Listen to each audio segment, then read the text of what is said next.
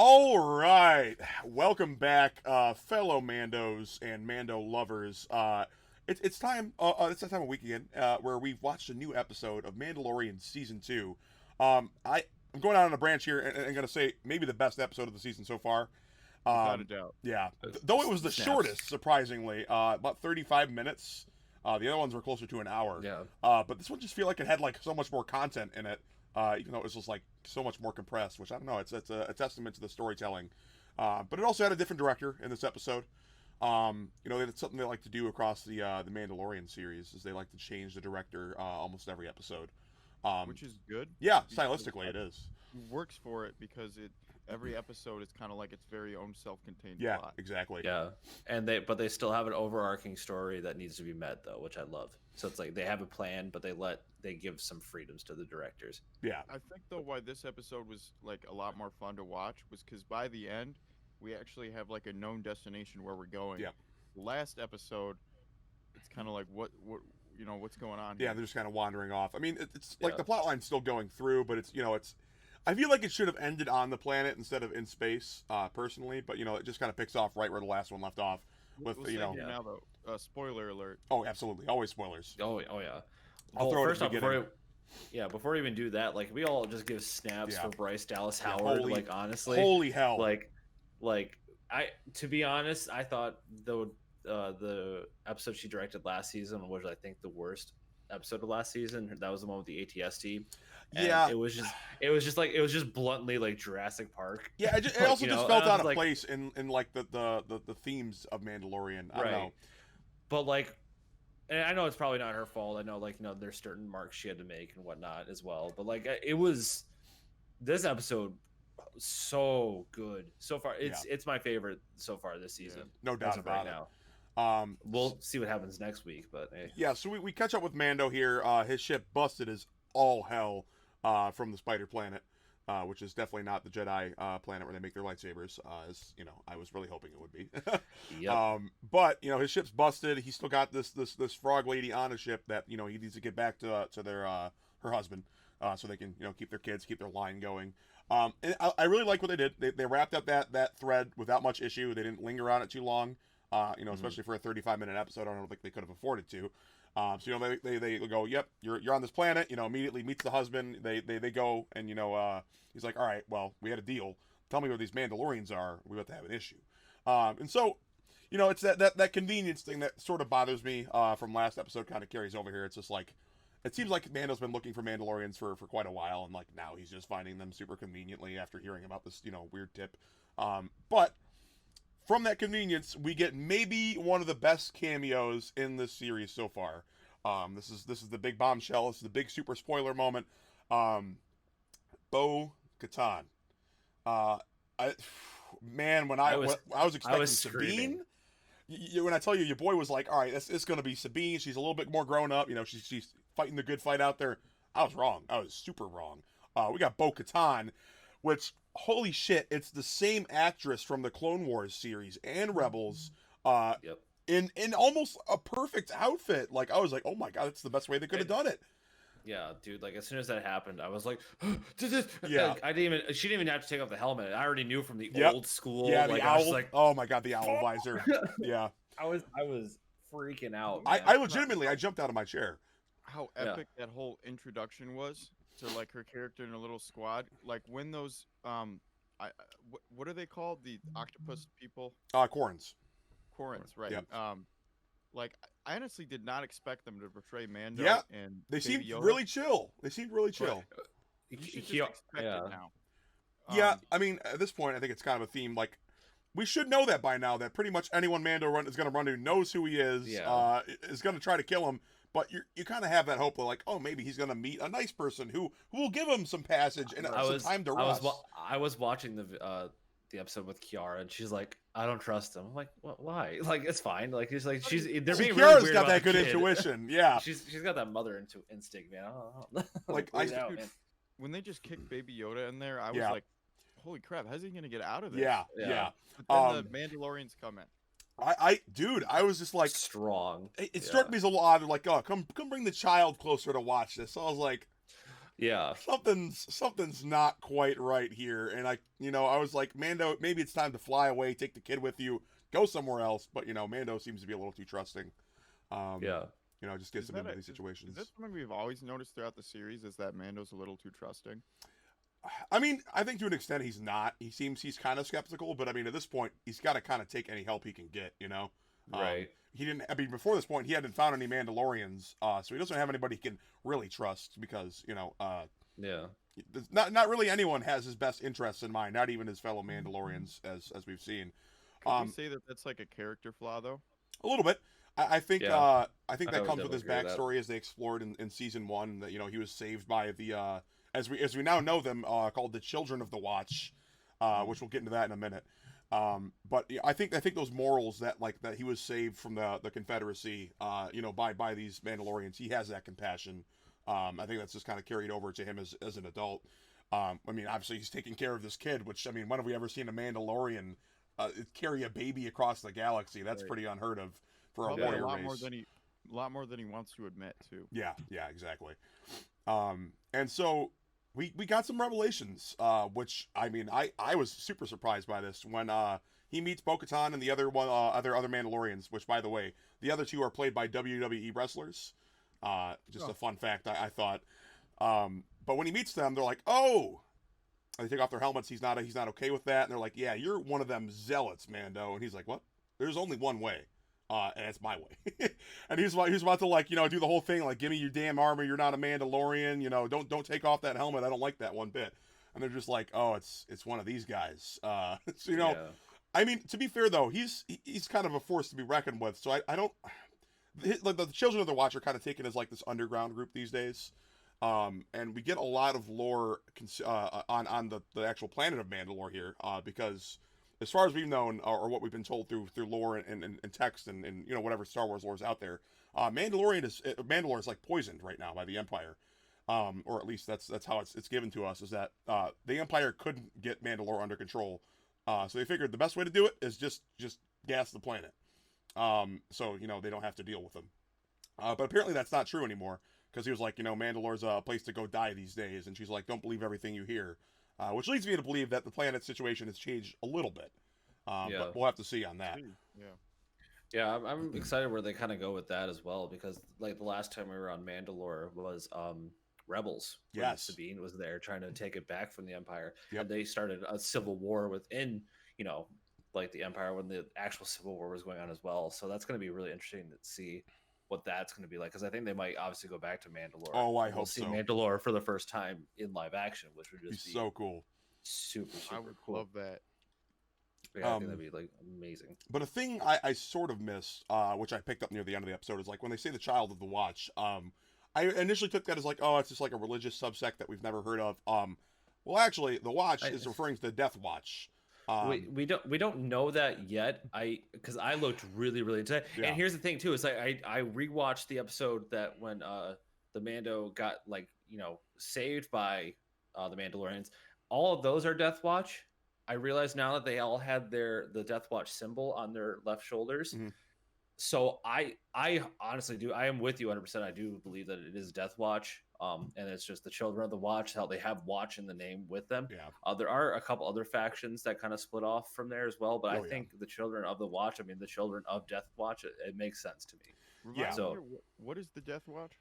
So the Death Watch, if in the Clone Wars series, during like when Obi-Wan has a love interest in Duchess Satine, well, her sister Bo-Katan at the time when you meet her in Clone Wars is a member of the Death Watch, which is like supposed to be like the warrior race, like the original ways of like not taking off the helmet or anything like that, which was less strict in the Death Watch, but it was still like a just keep the like the only time you take your helmet off is around your fellow Death Watch members. They wanted to be back like to the ways of killing Jedi, extreme like warrior race stuff. Like we don't want politics. The strongest rules. And that is usually how it works with the Death Watch. The black saber is like the rite of passage for a leader under Death Watch, and I'm forgetting the name of the guy who was in charge back then. Vizsla. Vizsla. Yeah. I want to say. Yeah. I feel like it's something Vizsla. Pre-Vizsla? Wasn't it pre-Vizsla or something like that? Pre-Tar. Yeah. I'm the Vizsla line. Clan Vizsla. Yeah, Clan Vizsla was the guy who was leading it at the time, and he had the dark saber, which made him the leader. But eventually they got a little too extremist for Bo-Katan's liking, and she learned that she knew she was opposing her sister. She didn't want to kill her sister or like trick any of the citizens. It was really just to like go back to the warrior ways in Bo's mind. But Vizsla started working with Maul in the series, and that's when she was like, well, we didn't sign up to work with a Sith Lord because this guy doesn't have our best interests in mind. He just wants to take the planet for himself. And that's when a split in the Death Watch started happening, which is why you see them in this episode wearing blue armor, because the ones that split off from Death Watch are the ones that started donning the blue armor instead of the red armor that the Death Watch used to wear. Which is why they still have those markings on their armor, is because they are previous Death Watch members. Yeah. Which is why I'm led to believe that the Children of the Watch is a Death Watch subsect. Just because totally agree, yeah. Bo does have experience with that, and I think she would know the inner workings of the Mandalorian society a little bit more than Mando would, at least. So this was an episode. It felt like it really helps out to know or to have seen the Clone Wars. Yeah, definitely, like. definitely. Yeah. But I have not seen the Clone Wars in a long time. Honestly, it's on my list to go and rewatch all of it very soon. But I still thought it was a fantastic episode. Yeah, I would refresh a bit of the lore. I would recommend, even if not watching the whole Clone Wars series, just watch. I think it's season 4 is where the initial Mandalore stuff takes place, and then the last season takes place heavily on Mandalore, mostly on Mandalore actually. So I'd recommend watching that last season if you want some context for who Bo is and what she's about, what the stakes are on Mandalore. But the name of the episode is a bit inferring of how I think things are going to go down the line. But sorry, let finish up. Oh, you go. I was good. Off. I had nothing to say. I thought you were starting something. My bad. I'll say though, I thought kind of bridging off to something else here. I thought the action in this episode was amazing. Kick ass. Oh yeah. When they were robbing that ship of all the weapons, I was on the edge of my seat. I was like, this is some of the best action we've seen this entire season so far. Yeah, no doubt. Yeah, and then Olga Zanti class cruiser. I was just like, oh, yes, we're back to Rebels days. I love to see it. And we've trapped him. Where have you trapped them? In the cargo. Yeah, exactly. In the cargo hold. I love that so much. Very little comedy except for this episode. Yeah. I mean, this was more of I think a plot-focused episode more than anything. Little comedy, as there always is, with Yoda trying to eat those eggs again, but now realizing that those are children and he's a monster. Yeah. I was happy to see when Baby Yoda finally realized that there were actually people coming out of those eggs. Yeah, and he was like, oh shit. Yeah, where you can actually see him growing up a little bit too. Hopefully. Yeah. So, do we want to talk about the second biggest thing I think that happened in this episode? That we should. I think we dude, the name drop of Ahsoka Tano. Yep. At the end. Yep. specifically said, go to this planet. I forgot the name of the planet. Corvus. Corvus. Yeah, go to Corvus. You'll find Ahsoka Tano. Which I was just like, I did a little research into Corvus. It has not appeared canonically in Star Wars media at all. What about non-canon? Because I looked into non-canon. They are taking stuff from non-canon. A little bit, yeah. They take it and they make it canon, kind of they mess around with it a little bit. Yeah, the name of planet Corvus exists in expanded Star Wars lore, but I think the specific canonical instance of Corvus does not exist in Star Wars. I like that they do that though. I like that they kind of reference the non-canon stuff and bring it into the mainstream a little bit. And they say it's a forest planet, and the references that I got from expanded universe lore. If you guys have ever, I know Sean, you played the Old Republic. The MMO Star Wars game. And in that game, there's this lush forest planet that's pretty force sensitive. That's not obviously Dagobah. That kind of reminds me. I'm getting some inkling that Corvus is maybe that type of planet here, especially if it's where Ahsoka's hanging out. It's got to be some sort of force sensitive planet, I imagine. Yeah. I don't know. I'm trying to remember the lore behind Corvus, because Corvus has come up actually a decent amount in other Star Wars shit. Outside, obviously non-canon. Because Legends World was the Wild West. So yeah. Honestly, with, Palpatine resurrecting. Oh god, all that good old Sheev, which is now canon. I remember thinking how ridiculous that was back in the day. Now it's canon. Yeah, it bothers me right now that we know that the Emperor is somewhere out there just big chilling on his planet, cloning shit. I I think this is gonna go into that, especially with like how they're like I hope not. the cloning. I don't know, man. I don't want to see any more Palpatine. Oh, Corvus is a model of Imperial ship. Okay, No, okay. It was the name of an Imperial ship. That's why I'm going crazy on that. Yeah, they've definitely used the name before in the media. Yeah, I was thinking about that though. Like, should this show like help be a bridge between the original trilogy and the sequel trilogy, or should it just go its own way? I would kind of prefer it to go its own way, but it's definitely a warm welcome to maybe fix up some of the crappiness of the sequel trilogy. And I think it is heading that way, with especially like in the first season, like having Baby Yoda being force sensitive, having the cloner be there, which he is a cloner. It is confirmed now. He has Camino badges on him and cloner badges. So I really do think it's a way for Palpatine to probably be like, oh, I'm going to use this child as my vessel kind of thing, or we'll see something where how he's like Baby Yoda is somehow related to Snoke or something, because he's like the original like DNA poll or something. I wouldn't mind seeing that. I wouldn't mind, and I think it would kind of I don't want to say fix, but I want to say like add more to the movies, like especially the sequel trilogy, and to kind of fill in holes. But I mean, at the end of the day, if it's its own thing too, I think that'd be also amazing. So I'm not. Clone Wars really makes episode 2 and 3 a lot better. Like, absolutely. The last season literally takes place during episode 3. Parts of it does. Oh my god, it makes you cry so much harder. Yeah, like Anakin going off to like them trying to go catch General Grievous. That happens on screen. Like we're gonna go do that right now.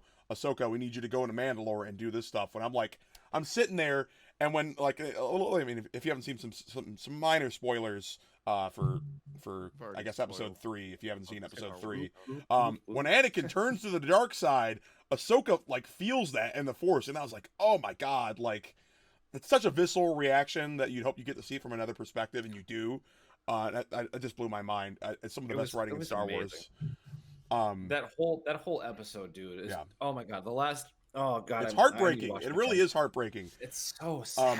But the Mandalore does a really nice thing where if you've watched like I'm going to refer to it as Dave Filoni Star Wars. A lot of those plot threads get connected because Dave Filoni's a consistent writer.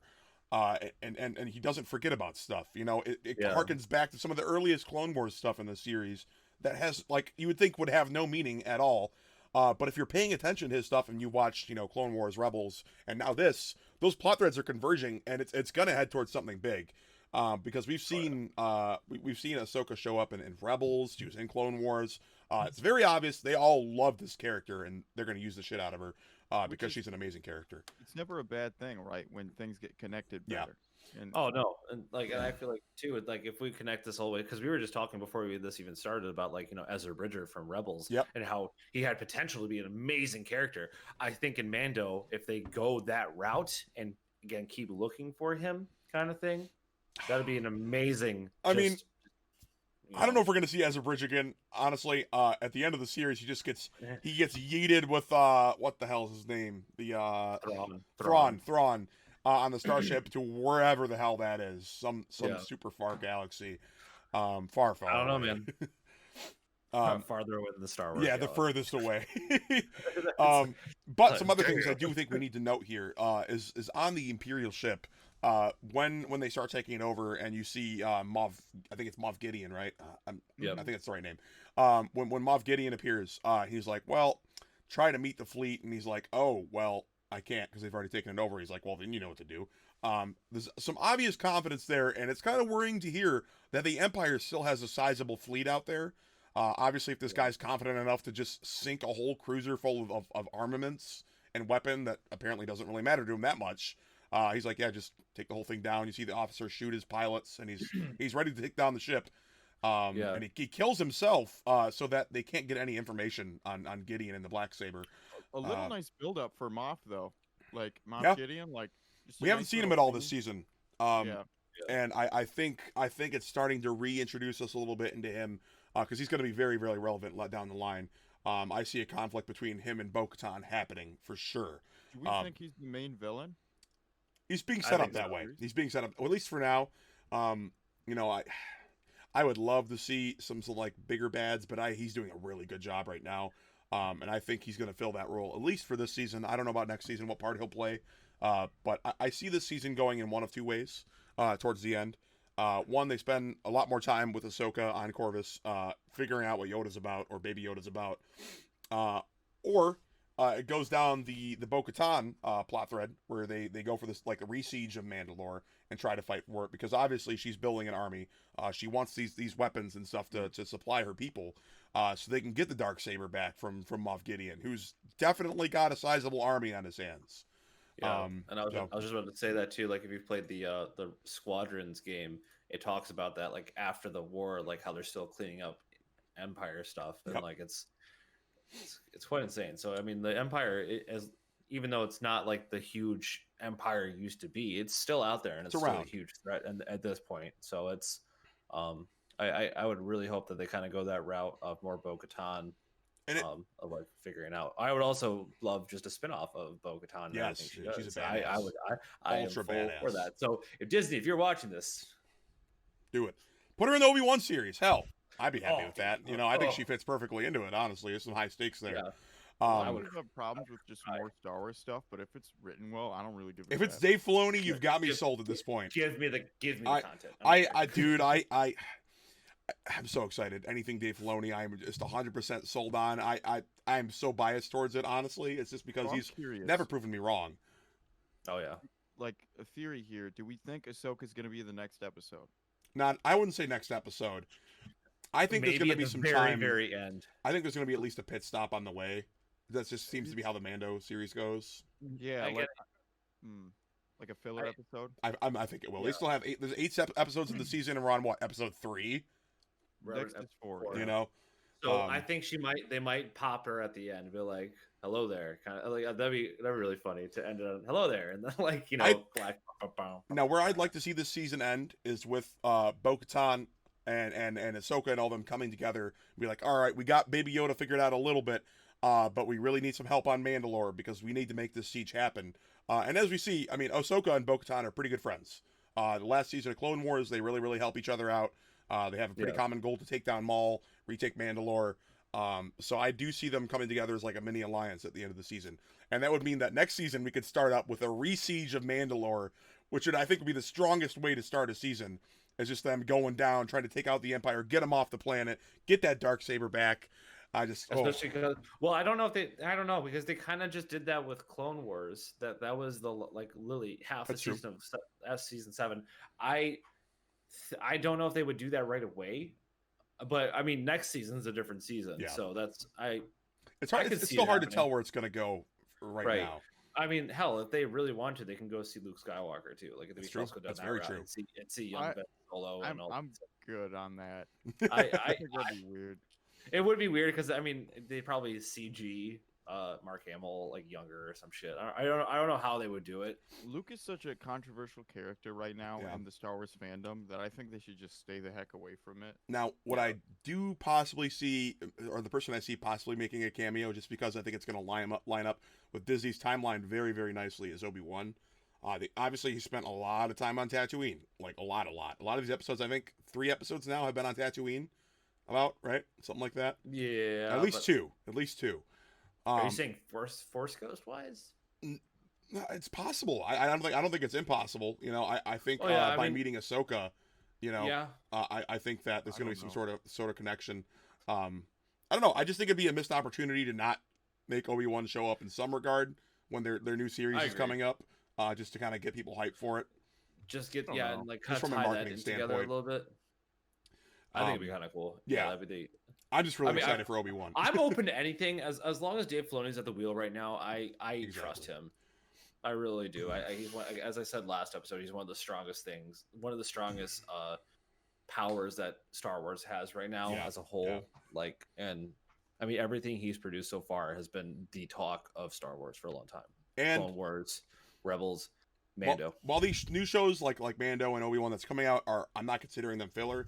I think they're like tiding people over until the new line of Star Wars movies comes out, which is taking place in the era known as the High Republic.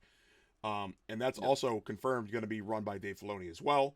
Fun fact as well, Dave Filoni was involved in the original concept for making Darth Maul, his character design and all that stuff. And I don't know.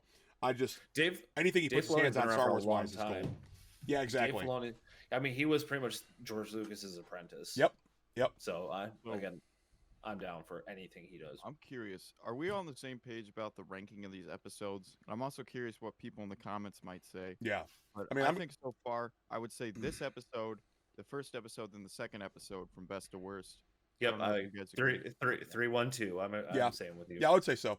I mean, it's close between this one and episode 1, just because I like the themes of episode 1 between like the people and the Tusken Raiders coming together. I really like that. I think it's like a pretty like the heart of the series. You see a lot was with Mando bringing unlikely groups together, which is cool. Yeah, I love that so much. You don't see that too often in a lot of these like space western shows. It's usually just like the lone badass being the lone badass. But nah, he's got a heart of gold, and it shows. And he's solving problems. He is solving problems, kind of unintentionally. It's more like we're here, and you're not going to let me go unless I help you out with something, aren't you? Okay, well, let me just shoot this monster you got in your village. Well, I'm excited to see when we have some disagreements on an episode. Yeah, I mean, there hasn't been a divisive one yet, in my opinion. I'm sure we'll get one at some point. I mean, I hope not. I hope they're all just consistently amazing, which they have been for the most part so far. The best review show in the history of the internet. Here we go. Dude, it's really, this show's kicking ass. It's taking names.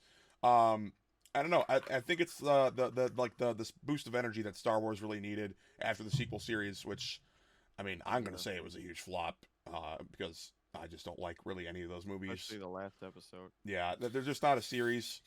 Yeah, but that's a discussion for another time. Yeah, that's another podcast. Yeah. We're kind of wrapping it up here. Yeah. We want to give our final thoughts. Yeah.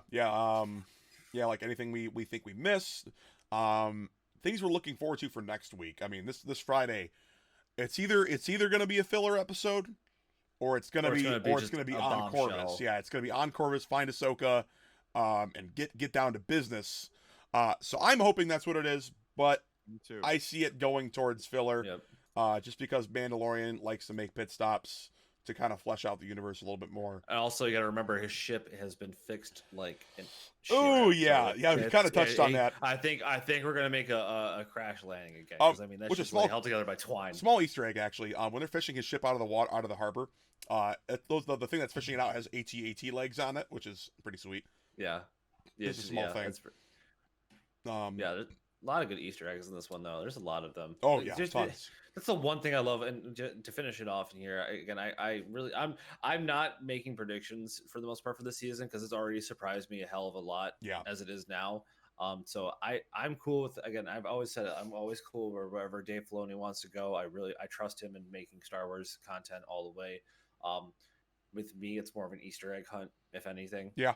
Because there's just so much. It's always worth rewatching an episode. I'm still looking up stuff from episode 2. I'm like, I wish I would have known that when we were recording last week. But so again, love it. Let's keep going. Dave Filoni, I love you. Yeah, dude, you have my Star Wars heart, Dave Filoni, and you will keep it forever. I think he's the best. This is maybe, it's gonna be a little controversial, but I think it's the golden age of Star Wars right now. We're just getting so much media right now. I know. That's controversial. But I think we're heading into a really good zone where the writing's consistent. I don't think the fan base has ever been more united on a piece of Star Wars media. Dude, everyone loves Mandalorian. Yeah. I don't know. Not everybody. I find 90% of people. I find your lack of faith disturbing. I have a good feeling about it with Dave Filoni at the helm. I think we're entering an age of Star Wars where everyone's going to be behind what they're doing. I'm hyped. I'm excited. Yeah. I'm just really excited to see where it goes. Next episode, if it is a filler though, it's going to be a bit of a letdown because I don't really think we need it. True, but we'll see. But we just had a filler episode. Episode 2 was a pretty big filler episode. Yeah. So I don't think we need it right away. Even in the filler episodes, though, they do manage to sneak in some stuff that's relevant usually. So you could say episode 1 was a filler episode, kind of, but it was still pretty great. So we'll see. Yeah. It really depends on what planet they go to and the characters there, and honestly, the cameos. A good cameo can change things around. I agree. Yeah. Yeah, that's why I think if we don't see Ahsoka next episode, it'll be like I think we will, no matter what. Either it's going to be the episode's going to be about her, or it's going to bomb drop at the end. Like, if it's a filler episode, I'm calling it now. We're gonna see Revan. yeah. That'd be amazing. I would love that. I would like die. I don't know what he's doing right now. It's been like 4,000 years. Yeah, since dude, big chillin', big chillin'. That maybe we'll have a filler episode where we find a whole bunch of Emperor clones and they got to fight some Emperor clones. Wait, maybe we'll meet Darth Bane. No, my man, God. we're going back to the ancient Jedi, bro. We're Yeah. going all the way back. It's Yeah, and then 30,000 years pre-episode 1. Yeah, Yoda's gonna come back as a Sith Lord too, and fight alongside Jar Jar Binks while we're Jar at Binks. All right. What if they confirmed Darth Jar Jar? Dude, it's like he was like a Sith assassin. I would this whole lose some time. legitimate faith in Dave Filoni is what that would happen. I'll take a knee. I'll take a knee on that one. I won't lose the faith, but I'll definitely throw the game. It'll be tested. It'll be challenged. Before we talk about some too crazy of stuff here. Yeah, we're about wrapping it up. I don't know if you guys have any final thoughts. Anything you think is relevant? No, I'm good. Just about. Good. All right then. Well, thank you all for joining us for this week's review of Mandalorian Episode 3. I think it's chapter 13 technically, right? Yes. Yeah, I think it's 13. So we're going to be looking forward to this week's episode. Hopefully it's not filler. But until then, keep your helmets on. If you don't, Mando might come for you. The children of the Watch really don't like when you take those helmets off. So keep the helmets on. Stick around, because next week we're going to be talking about Episode 4 and hopefully Ahsoka. So yeah, stick around for more Guys with Beards content. We'll see you soon. And, keep it fresh.